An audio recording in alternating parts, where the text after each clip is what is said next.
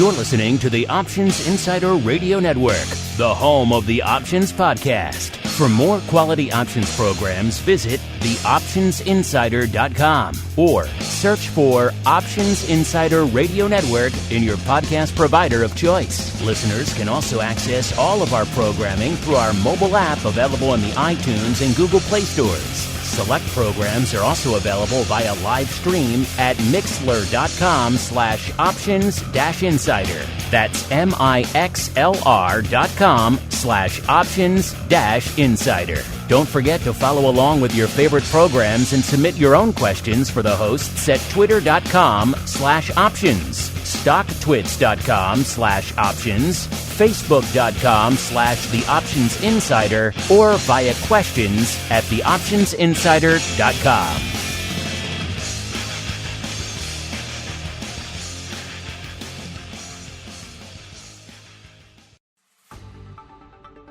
Welcome to Volatility Views, the premier program for volatility traders. Each week, we'll take a deep dive into the world of volatility with in-depth analysis, trading activity reviews, strategy breakdowns, cutting-edge education, and much more. We'll also bring you exclusive conversations with the traders, researchers, and asset managers who are reshaping the volatility landscape. If it involves volatility, then you'll find it on Volatility Views.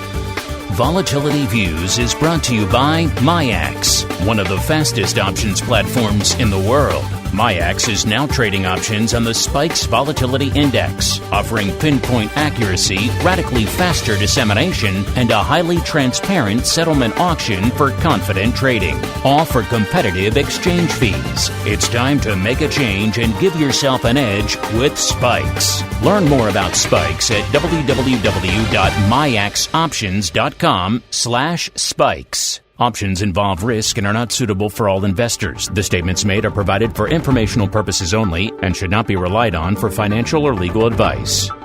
And now, it's time to take a deep dive into the world of volatility. It's time for Volatility Views.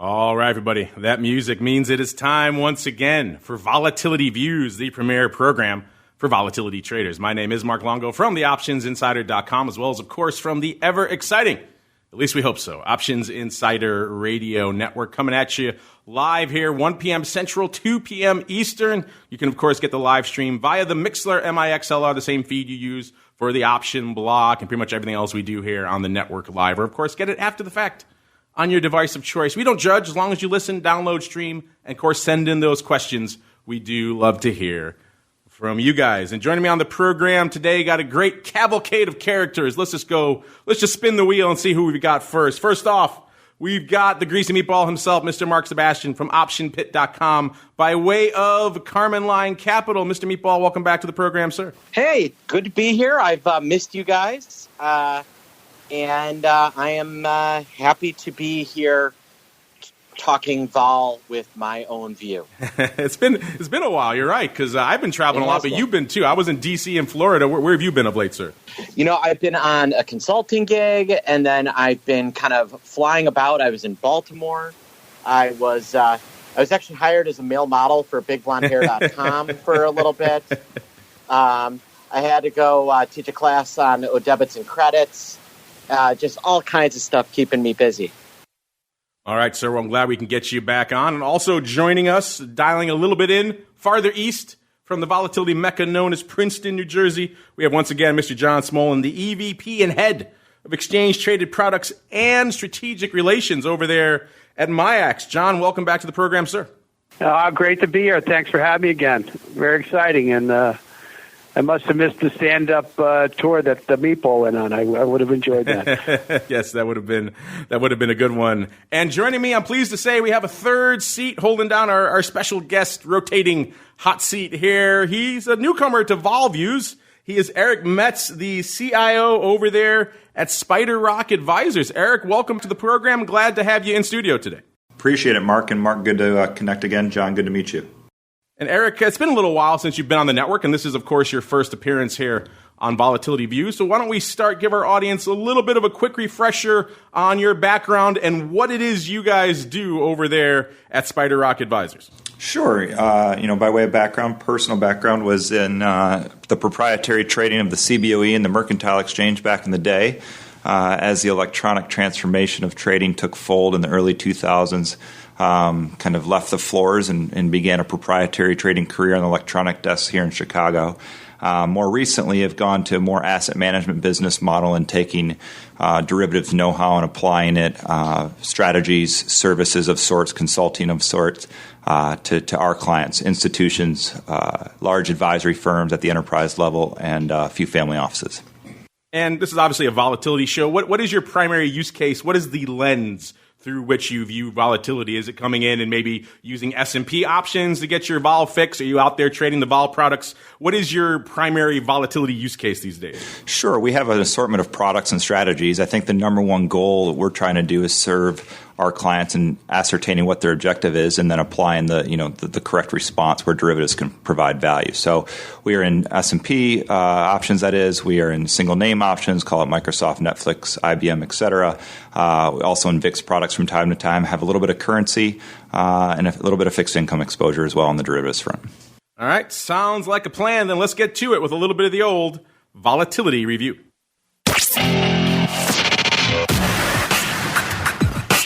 It's time to break down the latest developments in the volatility trading world. It's time for the Volatility Review.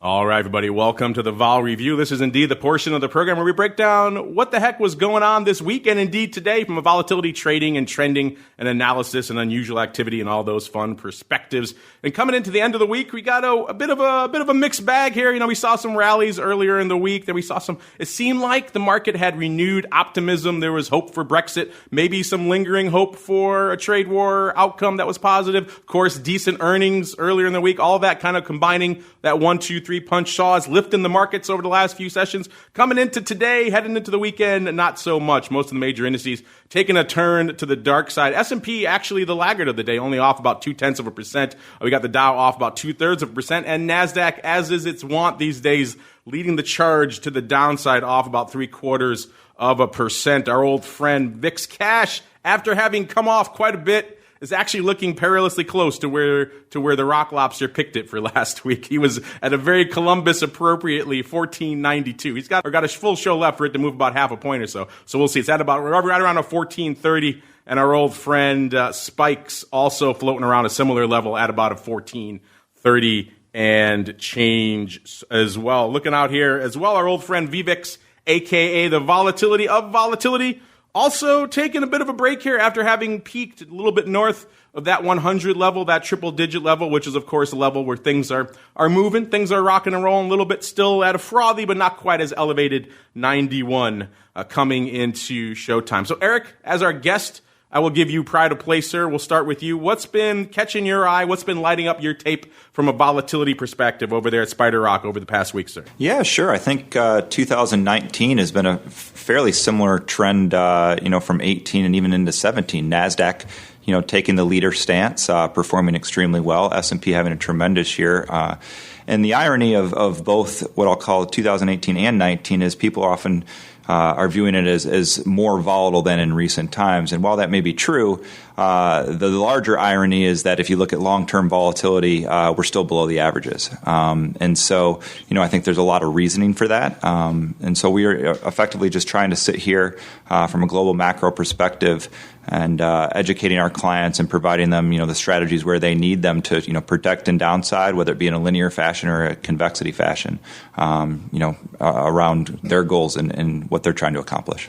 Are you seeing a preponderance of interest in one way or the other? Market, I think it could be fairly characterized as maybe a little bit top heavy. Are people running in for protection these days? Are they a little bit more on the income side? What are you seeing out there from a client demand right now? Yeah, there's an assortment of that. I think the fortuitous performance in broad-based equities, not only this year but the last 5 or 10 years, has really driven people to lock in some gains at some level. And how you do that is ultimately the $1 million question.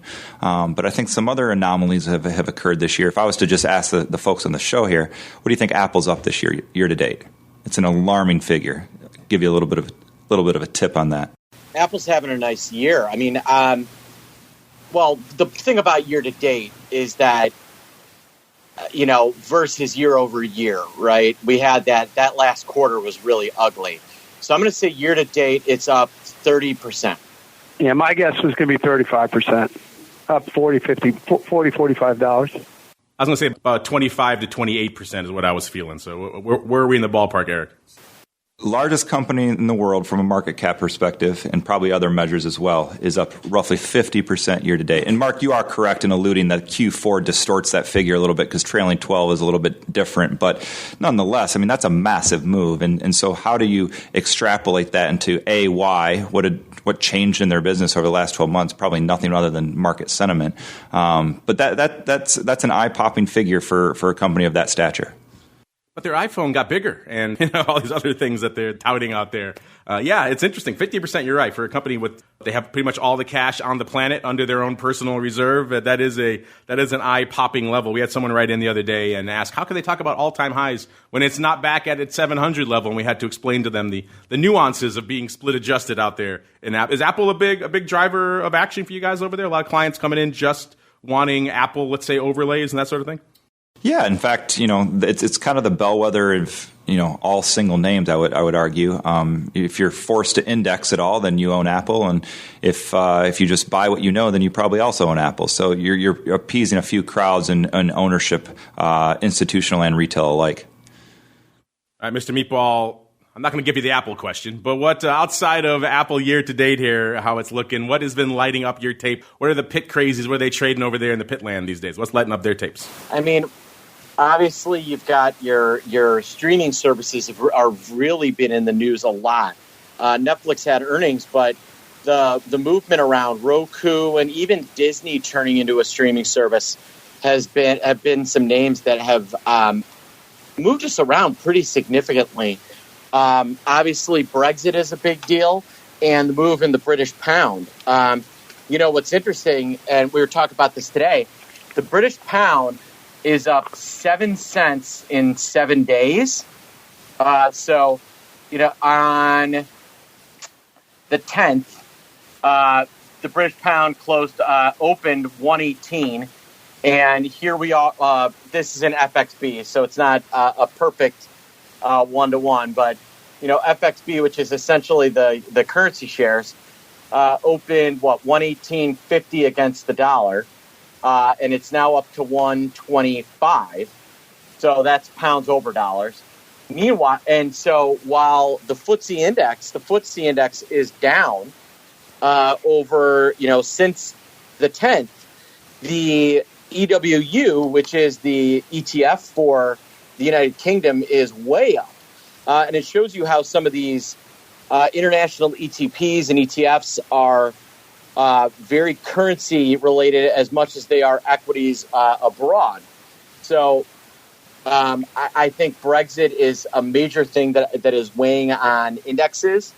And FANG has obviously been a piece. And then obviously, and finally, we have the Boeing bombshell. Interestingly, that a company that I believe makes things that drop bombshells would drop a bombshell on financial markets.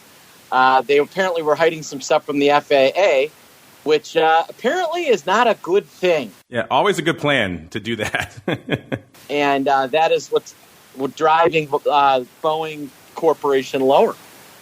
You should go open your window and yell at them from your... Exactly. I was going to say, that explains the massive number of black SUVs pulling in up here across the street. Crisis management going on at Boeing HQ here across the street. But you're right. Mark, it's funny. Earlier this week, I was getting a little bit of that whiff, if you recall, a couple of years ago on the show. Remember, right ahead of the initial Brexit vote, when there was, I believe it was a telephone poll someone took in the UK, where it seemed like the populace was broadly against it. The market took that as gospel and just annihilated vol going into the actual vote itself. And all of us here on the show thought maybe that was a little premature. The vote hadn't happened yet. And sure enough, it surprised the heck out of everybody, and vol exploded, and it was a problem for a lot of people out there. It seemed like we started to get a little bit, not quite as aggressive, but a little bit of a whiff of that vol coming off pretty aggressively earlier this week. And now, of course, today, that worm turning a little bit. Did you have a little bit of nostalgia of the early days of Brexit as well this week, sir? I'm not so sure that we're going to see kind of a massive sell-off on this Brexit. A lot of that's now been priced in. But I would say that the potential I see is more upside. I mean, if this passes, I think they're going to try and test all-time highs in the S&P again. They're going to push, because that is actually probably going to really solidify Europe and London and what's going on in England. And there is going to be, if you don't think there's going to be a trade deal in about 15 seconds between the United States and Britain, then you're kidding yourself. That is going to be signed in about 12 seconds. Both sides want it, right? The UK wants it for to help them with trade, and obviously the United States wants it because we're in a kind of a little bit of an airplane tiff, if you will, with the Europeans currently. Yeah, we could use a win on the trade front here in the near term. Certainly the administration could. John, obviously last time you were on, it was big news talking about the big date finally mostly set in stone. Obviously you never know with the regulators, but mostly set in stone for November 18th for the Spikes futures. Any new news on that, as well as what else is catching your eye in the vol space this week, sir? 90% focused on the November 18th launch of our futures product. Spending a lot of time on just the details of launch. This is all new and novel for us. We're having a great experience interacting with our new partners at MGEX. But for us, first futures product, CFTC side of the world. We've got a lot on our plate. Very exciting. Working very hard on liquidity, and obviously getting a market to the screen that people says, "Hey, this is a serious product." So that's one of the big things the business team's working on right now. So no change. The options business, as we've talked about. We have the chunky trades to go up, but no real change in our average daily volume. I think that's what we're all waiting for to get the futures out the door. So that's our main focus right now, Mark.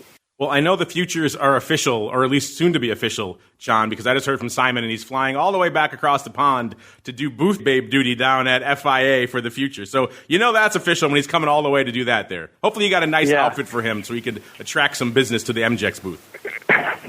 We've got highly paid consultants looking into that for Simon. There you go. Nice little wardrobe upgrade there for him. Well, since we're talking futures, let's get into what's going on in futures land. A bit of an interesting one here this week coming in. We're seeing a decent little contango again. No more of the crazy days of backwardation and then extremely flat like we saw for the bulk here of 2019. Getting back into, what did we call it on the show about a month ago or so? Return of an old friend, the old healthy contango out there in VIX futures land. Coming into showtime here, we're seeing with about a little over 2 points from the cash to that front, no future, about 2.25 points, and a little over 3 points from the cash out to D. Mark, it's been an interesting week, not quite as turbulent out there in VIX futures as you might have thought, but anything catching your eye out there from a VIX futures term structure perspective, sir?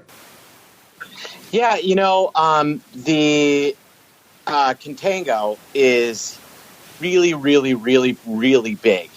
And we've seen kind of the spread between cash and future remain pretty wide. It was a little wider earlier in the week. We've seen the VIX kind of make up for it, but you saw the November future break 17 and basically hold pattern for the last 3 days while the VIX has slowly climbed to meet it. We've now got the spread between the cash and that front month future at around $2 and call it $2.30. I'm going to call that pretty close to normal. But when October rolled off, we didn't see just a lot of traders come in and just blast November like you normally would. And, the spread between Nov and Dece has normalized. There was that big kind of hitch between November, December, and January. That has now kind of dissipated, and December is trading in line where you would expect it with the rest of, with both November and January behind it. So a lot of curve normalization and a lot and curve widening. And I would caution our listeners that are sitting there looking at that curve saying, wow, the ETPs are losing X amount a day. Typically when we see that type of motion, that doesn't mean that we're heading for a just VXX or UVXY going to zero. It typically means that things are a little overstretched and vol could get bought. And over the last 3 or 4 days, we've actually seen that. Yes, our old friend Dece, how long have we been talking about it? It seemed like it was the odd aberrant blip on the term structure for so long. All it took was for it to move closer to the front, and all of a sudden it becomes a more normalized type contract. But Eric, I've often joked here on the show that the answers to all of the questions you may have about the market and about volatility are lurking somewhere in there in the VIX futures term structure. Sometimes it's hard to figure out what exactly they're telling you, but that the answer is in there somewhere. So I'm curious for you guys over there at SpiderRock, do you guys utilize VIX futures maybe as part of your trading, as more of an analytical tool? What do you guys use them for? Definitely use them as part of the analytics of everything we have going on. I mean, it's just an extrapolation of the S&P vol surface and skew. So incorporating them from a decision-making process is helpful. We don't trade them a ton simply because a lot of our clients forbid it. Either in their IPSs or institutional consultants that we work with. But nonetheless, I think both Marks, have brought up some interesting points. There's a lot of information in the curve, right? So you have a Brexit event, you have multiple Fed decisions, you have some GDP data, and you have unemployment, occurring ever so frequently. But I think this year, maybe more so than normal, with the impeachment chatter and also the primaries, that was an element of the reason why you saw some of these kinks, so to speak. But at the end of the day, regardless of any macro events that are occurring in the future or known events that are occurring in the future that would be forecasted in the curve, realized vol drives the shape of it. And so while realized vol remains low, as it continually does, sometimes surprisingly too low in my opinion, that's what's dragging this contango, and as it gets stretched further, realized vol can pick up overnight from very low figures to very high figures, so you have to be cognizant of that in your positioning. And you're right, there are too many Marks on this show, so I call him the greasy meatball so we could delineate the true authoritarian voice from the echoes over there in the gallery. Let's move on here to what's going on. You mentioned, John, what's been going on in spikes. Obviously, a lot of the AUK positions have rolled off the board. It seems like our 1x2 friend is content. Remember, we talked last time, he had kind of doubled down and added more. He's content at those levels. The big positions out there in spikes options continue to be that NOV 1827 1x2.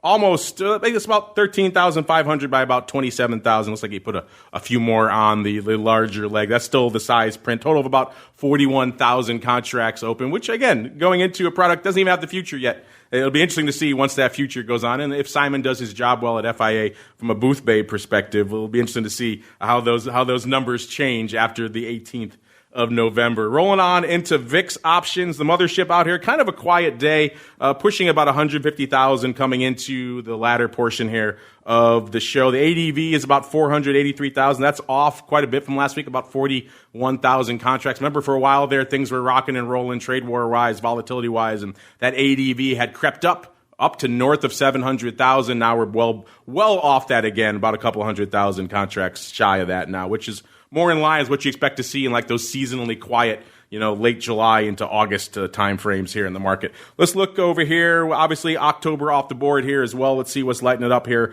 from an overall OI perspective. Obviously, OI pretty light with all that AUK gone here. But let's see Takes only less than 100,000 contracts to break into the top 10 of VIX land these days. 94,000 gets you the number 10 spot of the Nove 25s. Number 9, 95,000 of the Nove 18s. Number 8, our first put on the list, the Nove 15 puts doing 105,000 contracts. Number 7, the Nove 28s with 112,000 contracts open. Number 6, our second and final put in our top 10 here for this week, Dees 16 puts, 113,000 contracts open there. Number 5, the Nove 20s, 117,000. Number 4, the Nove 32 halves with about 117,000 open as well. So only a couple hundred contracts separating number 4 and 5 there. Number 3, the Dees 37 halves. We talked about those before. A very optimistic strike selection there. 131,000 contracts open there. Number 2 here, the Dees 21s, 212,000. Number 1 with the bullet this week, the Nove 30s with the paltry 237,000 contracts. Not even 250,000 to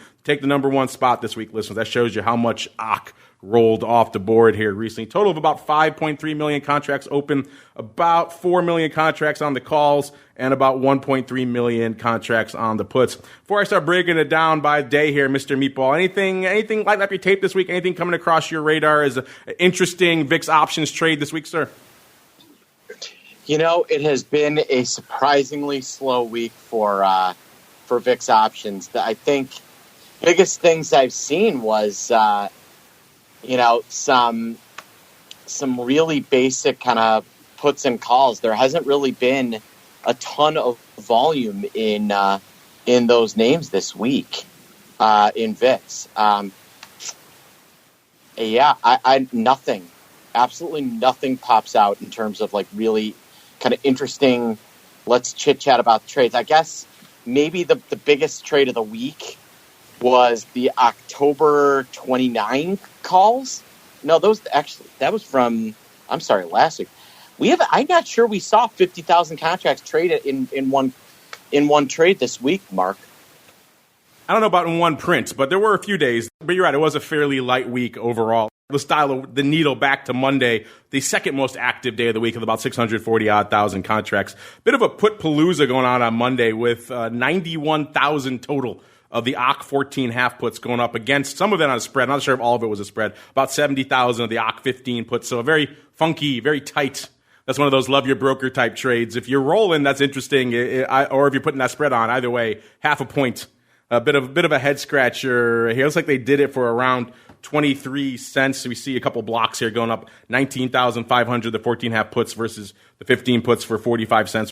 But yeah, that was the biggest trade for that one. I guess call it what you will. If it's a roll, it's the same month, so that would be weird. Either way, a strange one. Tuesday was the big paper day of the week. Looks like a lot of premium harvesting going on. About 750,000 contracts on the tape, so that was the number 1 day overall. No 14 puts with a big print that day with 30,000 of them going up right off the bid for 42 cents. Also, nearly 30,000 of the Nove 35 calls going up for 16 cents right off the bid. So that's why I say looks like a lot of premium harvesting was kind of the order of the day. Nove 22 is also going up for decent size. Looks like at least 27 to 30,000 of those going up for a variety of prices. They moved around a little bit throughout the day. Wednesday, kind of light, 375,000 or so contracts. The big print out there on Wednesday was a bit of a Nove call palooza. Nove 23 is going up, was a big print of the day for 20,000 times for 67 cents. Kind of mid-market. We got the Nove 20s also going up.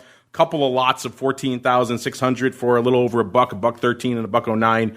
So a total of pushing 30. Actually, another print of 13,000. So over 30,000 of those went up on the day, as well as some Nove 13 puts going up kind of right in the mid-market, 15,000 times. Thursday, again, another fairly light day, shy of 350,000 contracts. The big print looks like it was a Nove Dees.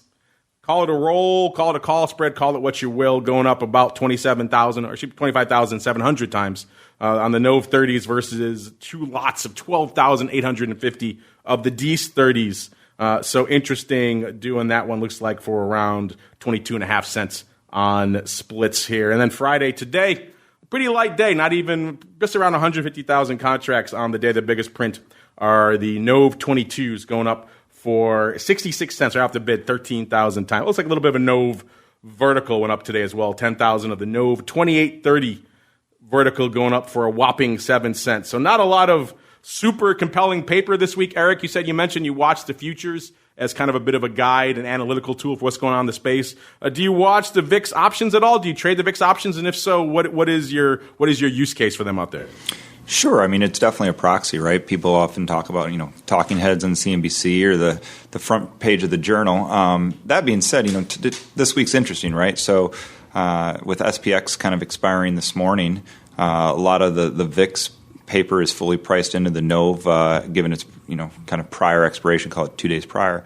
So you're just kind of extrapolating into really just the NOVE options at this juncture, right? It's a pretty good sweet spot to analyze S&P versus VIX before you get into the weighted average, as we move through time. So as far as VIX trades go, I think at this very second when we speak about contango, I can see kind of on the talking points you guys have had historically that the roll down features of some of the ETNs, ETPs, ETFs, et cetera, do become interesting. You can create, I'll say, good symmetry and positioning by playing around with the relative value. It's not so much an arbitrage; it's just kind of a best place to gain exposure, whether it be VXX, UX1 or UX2, which are the tradable VIX futures, or S&P, vol or S&P skew, right? That wheel of decisions is very interesting, and where you're trying to place a hedge, whether it be on macro equities or whether it be just on spot vol, all of them have their time and place. And right now, that contango, that's setting in, or I would say should normalized almost, is probably a place to start. I like that. Wheel of decisions. I may have to borrow that from you, Eric. There you go. Hopefully your licensing fees are fairly reasonable. I'll make a deal for you. Oh, I like that. We'll talk after the show here. Let's move on to some of the ETPs. I know you guys love to sling, or in most of your cases, fade to the downside. VXX, lighten up that tape yet again, at least in terms of your interest. Maybe not so much on volume this week. Off about another 1.5, so that gets us down to 21.5. It seems like such a distant memory only a week ago when it was printing up north of 26 and now back down to 21.5. A fairly light day out there as well, but not a super active week here as well. So let's break down the top 10 really quickly out here. Number 10, VXX, the NOVE 37s with 26,000 there. Number 9, the Jan 22s with 27,000 there. Number 8, the OCK 22 puts, actually, our first put on the list. Roughly 50-50 these days, puts to calls, which is interesting. Lately, it's been kind of biased towards the calls out there, and puts making a bit of resurgence. This recent price action, probably not a bit of a surprise that puts are making a resurgence out here. Number 8, the OCK 22 puts, 27,000. Number 7, the Jan 14 puts, second, I should say, the calls. Second Jan on the list, 28,000 of those. Number 6, 28,000, almost 29,000 of the NOVE 60s. Number 5, the NOVE 20 puts, 29,000 open there as well. Number 4, back to Jan, the Jan 22 puts, 34,000 open there. Number 3, the OCK 32 calls, the ever optimistic OCK 32. Someone likes very near-term, very extreme positions in VXX of late. And then, unfortunately, unless they're overriding all these, and it doesn't look like they are because a lot of them went up mid to the offer, they're burning a lot of cash on the VXX options. Hopefully, this guy knows something, perhaps. But 38,000 of the OCK 32s open. Number 2, the OCK 21 puts, 38,000 there as well. Number 1 with the bullet, 39,000 of the NOVE 35 calls with, 39,000 open there. Mr. Meatball, we talked a little bit earlier, kind of mentioned that people, at least it sounds like in your pitch chat, are getting pretty excited, pretty crazy about the, shall we say, juicy erosion out there in VXX land. Would you say that's fair? Yeah, I mean, they're talking about, we're again kind of advising people. I don't know if advising is the right word, but we're kind of pointing out that wide roll isn't necessarily the best way to play VXX when, the futures may not move for a couple of weeks. If a lot of people think, well, there's a big roll, so that means I'm going to make money. The November future might not trade below 1660 where it is right now for a week and a half. I actually think if you want to play roll right now with the way everything's set up, the VIX options themselves are a far better play than the ETPs. That being said, if I was a VXX trading man, and I am, I think that there's lots of opportunity to look at January, February, and March for some opportunities to play kind of the roll long-term working against it. With things this wide, even some near-dated kind of pops higher in double X, it's going to have a very difficult time maintaining its price level. And, it looks like it's heading for the teens sometime over the next few weeks. So some bear plays in or around $20, $22 $22 strikes in January makes some sense to me. Let's see what's been lighting up the tape out here this week. Seems like the order of the day in VXX this week was pretty much overwrites. Tuesday was the big print, Nove 35s going up, hitting the bid for a whopping 11 cents out there, 15,000 times. We got the Nove 29s also. These are in the weeklies, expiring on the 22nd. The 29s going up for 34 cents. Also on the bid 10,000 times there on Thursday, as well as a 6,000 lot also on the bid. A lot of premium harvesting across the board here in these OCT 21 puts in VXX. Could be closing, obviously, out here as well. And today, kind of a light day. Only 2,200. The OCT 22s is the big print of the day. Eric, I know we've talked about the VIX futures, about VIX options, spikes, all these other things, but the ETPs are obviously a big component of the vol space these days as well. Are these products, even if you don't trade them, are these ones that you put in that wheel of decisions, as you put it earlier, for your analysis? Man, you really do like that one. A few thoughts. So first of all, I think the creation of the ETF, ETN, ETP space is definitely on the aggregate beneficial. I think what maybe goes a little bit lost in that equation is what structural imbalances they might create. And so understanding how these prospectuses are designed and then the amount of, call it, roll features or even Vega for that matter, are embedded in these products collectively is important to understand for VIX Dynamics and S&P Vol, right?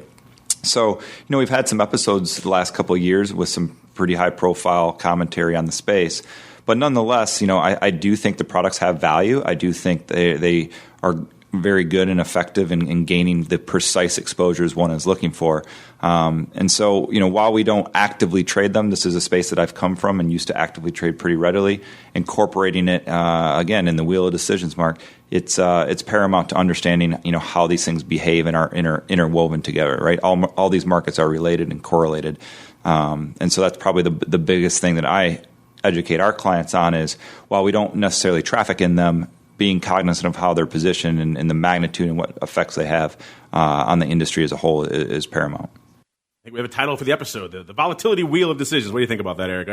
Are your naming rights, are they fairly reasonable? They're going up by the second. Yeah, I'm bidding them up. I got to stop talking. Let's move on to earnings volatility. I hear a little birdie told me, Eric, that you just spent some time with our buddy, Mr. Amberson of ORAT's fame / infamy down in Texas recently. Is that the case, sir? It is. Matt's a great buddy. I've been a longtime client of his. His work is very respected in the industry. I'm no different.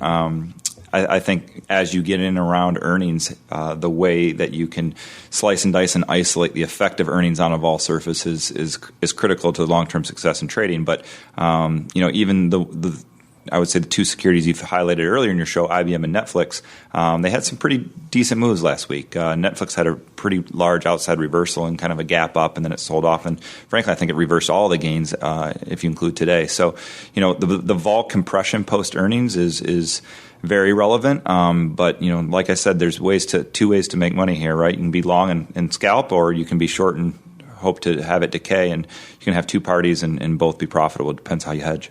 Is earnings time a big driver of business for you guys? I can imagine the concept of overlays being very attractive around that time, or is it more of a time when you maybe caution your clients to stay away because things get a little dicey around earnings time?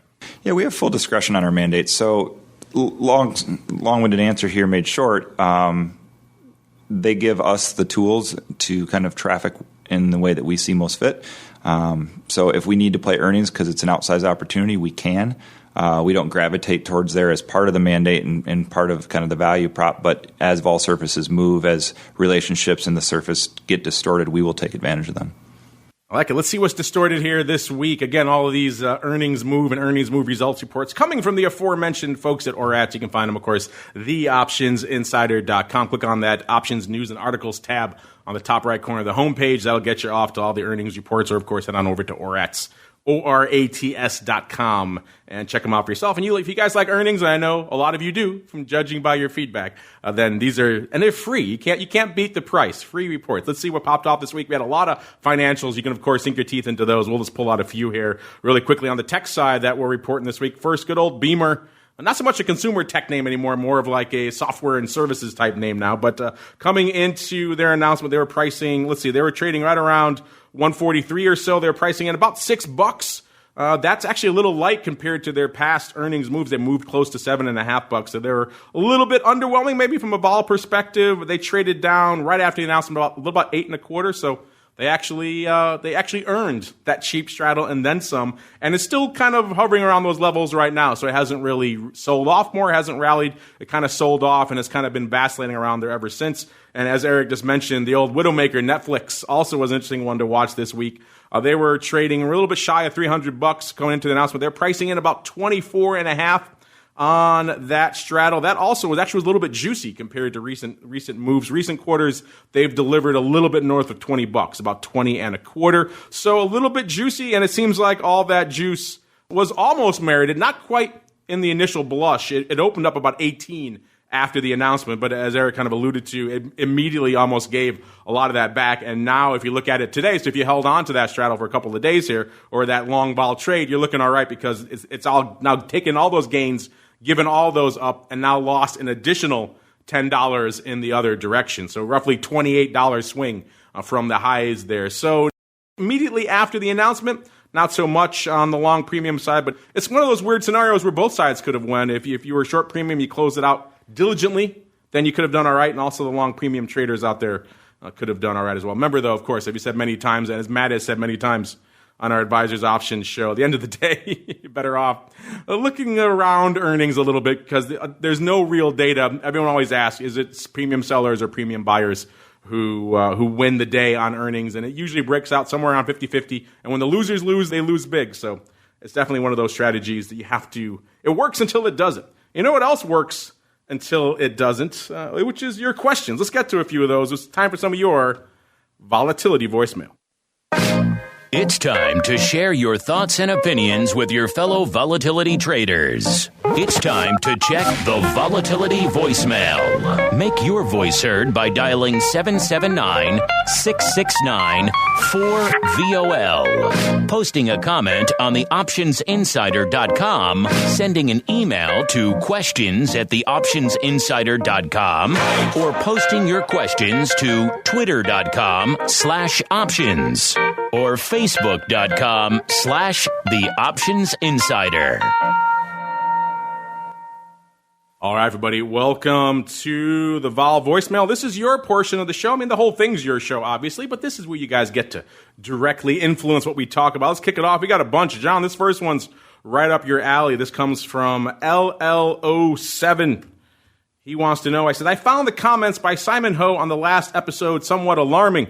The exchange needs to get approval from the regulators to offer tied trades to customers. Can a broker simply quote a tied trade using combos? Why do they need regulatory approval for tied trades after the option's already approved? What am I missing? And John, he's referring to, I actually asked this to Simon as well on the show last week because he's talking about your recent announcement that you have the tied trades are now available in spikes, which is, of course, great for a lot of the institutional clients out there who like to do things tied to the underlying. In lieu of an underlying, you need the combos.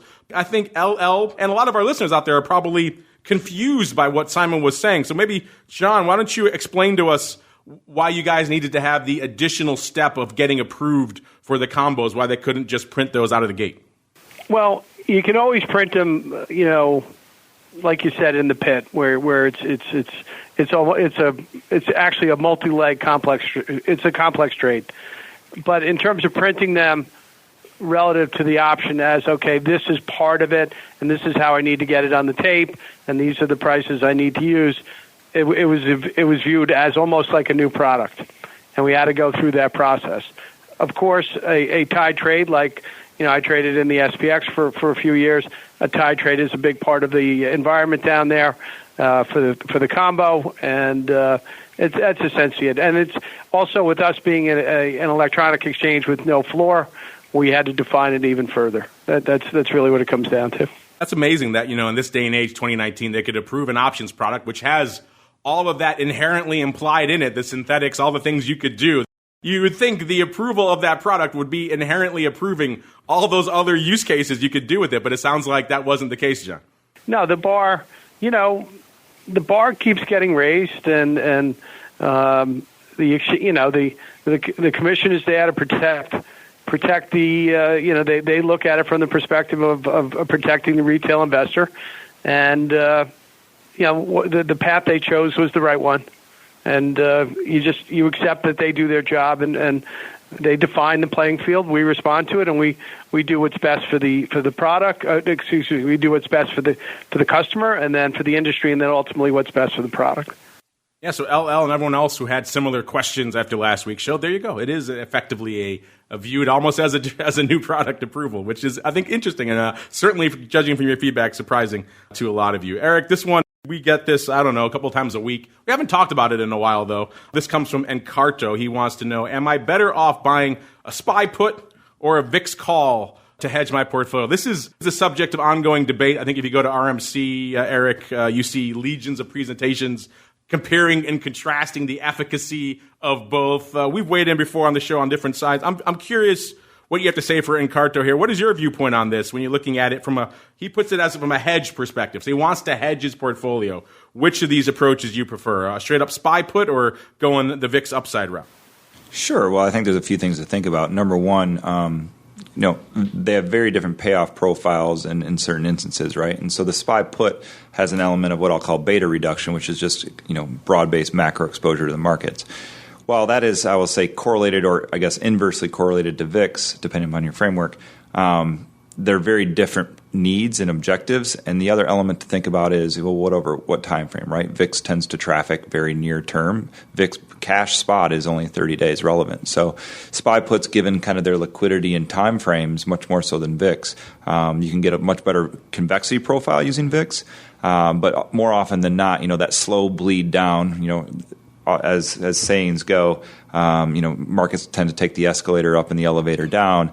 That would advocate VIX, but past performance not indicative of future results, et cetera. That beta reduction or that first dollar of loss is of need. So we try to stay in SPY puts. It's a simpler thing to understand unless you're really looking for that convexity in the VIX. Yeah, definitely for you guys, too, when you're trying to explain it to a client. It's hard enough when you have any sort of derivatives component. Then you start offering now, here's VIX, and it's obviously inversely correlated to that. And it's another layer of abstraction. And you're right, all the different studies we've seen and we profile, we have people on the show for a number of years talking about these different things, saying, the SPY put, obviously, it has a delta. You know exactly what you're getting from that versus the VIX. VIX, you're in there for those spikes, right? You're in there to capture those aberrant moments. But outside of that, the VIX itself, probably not the place you want to be, but unless you factor in those crazy aberrant movements, right? Yeah, I think the easiest kind of most simple analysis to extract that decision is if you just look at a regression in performance over spot VIX and S&P drawdowns, right? What is that beta? What is the beta of VIX to S&P, right? The irony in that answer is it changes, and your time frame of what you want to hold this quote-unquote hedge for is the real driving force of that significance, right? I've seen as high as 4, I've seen as low as 1.5. But in real turbulent times, that number can be 5, 6, 7, 10 times, right? What was February of 18 in that instance, right? S&P was down peak to trough, I think 11% or maybe 10, and VIX was up 100, right? So like from that idiosyncratic event, those betas or the sensitivity of VIX to S&P drawdowns is far distorted, and when we get into that pandemonium chaos, VIX will be a far superior performing hedge. Mr. Meatball, we've obviously talked about this before. It's been a little while, though, since we've addressed this on the show. Have you updated your thoughts at all on the ongoing debate of SPY puts versus VIX calls, or you pretty much where you were the last time we talked about it? Yeah, I mean, I think that I think SPY puts are a better static hedge, and VIX calls are a lot more of useful in dynamic type hedging. I also think that VIX calls make a lot more sense when you're trying to. I think they do a better job of hedging a more complex portfolio. The nice thing about SPY is it's a direct hedge in the underlying, which a lot of people like. So, yeah, no, absolutely no change in my opinion. All right, let's go here. Let's see how much. Let's go with a quick one. Then we got to roll on into the crystal ball. A quick comment here from Tom. Tom, I think echoing the sentiment of a lot of people out there, saying, I think the upcoming spikes futures will be interesting. Looking forward to trading them against the options. Well, there you go, Tom. You and a lot of the other listeners out there seem like you're pretty excited for that November 18th date. Nice to have an underlying to actually trade the options against. So there you go, John. A lot of people, it looks like they're intrigued by the forthcoming futures there. Well, that's great to hear. We had I had failed to kind of mention we had an expiration this week, and obviously our first one was as any first time. It was a learning experience, and we made a bunch of modifications to our processes. Little more, definitely got ahead of the expiration this time, and it ran flawlessly, and we were expired and settled in 35 milliseconds after the opening. We had our price, and we were done, and everything that was required for the settlement was great. So that went great. So, adding the futures and bringing this all together, I think it's going to be exciting times for anyone that trades volatility. You know what else is exciting? The crystal ball. So let's get to it. It's time to peer into the future and reveal what the volatility gods hold in store. It's time to look into the crystal ball. All right, everybody, welcome to the crystal ball, the most dangerous, the most difficult portion of the program where we attempt to wrestle the slippery pig that is volatility for another week. Attempt to determine what the volatility gods hold in store for us at this exact time next week, the end of the show. So right around 2 p.m. Central next Friday. And last week was an interesting one. I believe our buddy, Mr. Simon, cutting me off a little bit to the downside. I wanted a little bit lower 16 handle. He took it 16.2. The charitable guy that I am. I let him have it, though. So I went up a little bit higher. 16.65, which was about where we were last week. I think maybe actually it was exactly where I was for my prediction last week. And right around where we were vol-wise, a little bit less. Your buddy, Mr. Rock Lobster there, he went the Columbus Day appropriate 14.92. And ironically, that seems to actually be working out because of the three of us, he is the closest. He's about half a point away right now. Both Spikes and VIX having a weird moment of unanimity, both around 1440 coming into the latter portion of the show. That puts him about half a handle away. So that means he wins. But you know what, Mr. Meatball? You weren't on the show last week. Your Rock Lobster, your compatriot won. So instead, what I'm going to do, I'm going to be charitable. Eric, as our guest, I will give you the choice. Would you rather go first in predicting both? We're predicting one prediction for both Spikes and VIX Cash, so you can use it and apply it to both. Would you like to go first, or would you like to pick someone else to go first? I got to see the field. So I'll defer to Meatball. Oh, look at you giving the Meatball a little bit of love. All right, then. Well, then, Mr. Meatball, you get a reprieve. You get to go first, sir. All right. Are you going to go with another Columbus-inspired prognostication? What do you got up your sleeve for us this week? Yeah, well, it's a good thing I wasn't on last week because I had always thought that Columbus sailed the ocean blue in 1543. There you go. That would have been a bad guess. I had my dates wrong. I like his thoughts of vol going lower. So in conjunction with Indigenous Peoples Day, I'm going to go with 13 with a VIX of 1385. 1385, so off, but not off a ton from where we are right now. That puts us off a little, almost 0.6 of a point from here. So slight erosion. That's not quite as aggressive as your downside picks of late have been leading us to believe. So I say we're at about a 1440 right now, listeners. I'll go next, Eric, so I'll give you a chance to, as you said, see the field. I could see some of this erosion. Of course, we have some big news coming off this week, and that could maybe cause vol to come in pretty aggressively. It could cause vol to kick in again. As if last Brexit vote, the first one was any prologue, we could see some interesting things unfold as a result. Of course, we still have earnings. Usually has a bit of a damping down effect on vol, but an aberrant announcement by a big name that could also send us spiraling. I'm in a weird spot where I don't like usually picking close to where I was. I'm not going to go 16 again. I'm going to about close to where we are is not usually how I like to go, but I'm kind of feeling a similar level of vol from where we are this week. I'm going to say 1465, so actually up slightly from where we are this time last week. We could trend down, of course, earlier in the week. We can touch your levels, Mr. Meatball, but at the end of showtime, we'll be right back here. All right, Eric, he gave you actually a pretty tight market here. 1385 on the downside, 1465. What are you feeling? Are you going to go outside it? You're going to try to carpet in the middle? What are you feeling here?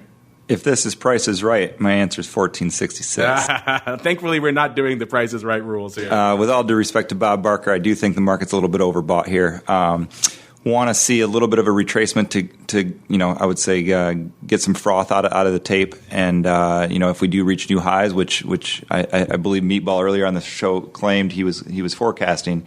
I just don't think that's going to happen without a little bit more turbulence. I'm going to go a little bit higher, 1480. Oh, so pretty tight. All right, not giving me a lot of wiggle room here. I'll remember that next time you're asking to come on the show here. I'm just saying. All right, so there's our market listeners. We've got $13.85 on the downside with the Greasy Meatball, and then me was kind of smack in the middle there. Now not so much, $14.65, and then Eric carping me here to the upside. Simon get me to the downside. Eric get me to the upside. I got to go last, so I could do that as well. Meanwhile, though, speaking of last, it is time for us to bring this long-running journey here through volatility to a conclusion. All right, that music means, unfortunately, we are done with this episode of Volatility Views. But before we go, let me go back around the horn with each of you, see what you have cooking. Eric, we'll start with you as our guest, despite of the fact that you cart me to the upside. I won't hold that against you. I'm a very forgiving guy. If folks want to learn more about Spider Rock Advisors, maybe they want to reach out and see what you guys are doing. Where should they go? What should they do? Sure. I think our website does a decent job, www.spiderrock.advisors. That's all one word. Advisors is plural with an O. Looking forward to entertain any inquiries that anybody might have. And thanks again, Mark, for having me on the show. And really quickly, if you want to leave us with any hints, any teases of what's coming down the pike from you guys at Spider Rock, now is the time, sir. The floor is yours. Yeah, sure. We've, I'd say, been fortuitous this year, both in market conditions and also a little bit of volatility. So, we have educated our clients over the years and brought value in various shapes and sizes. But we're excited to keep spreading the word, and where derivatives can provide value to portfolio construction, keep this in mind.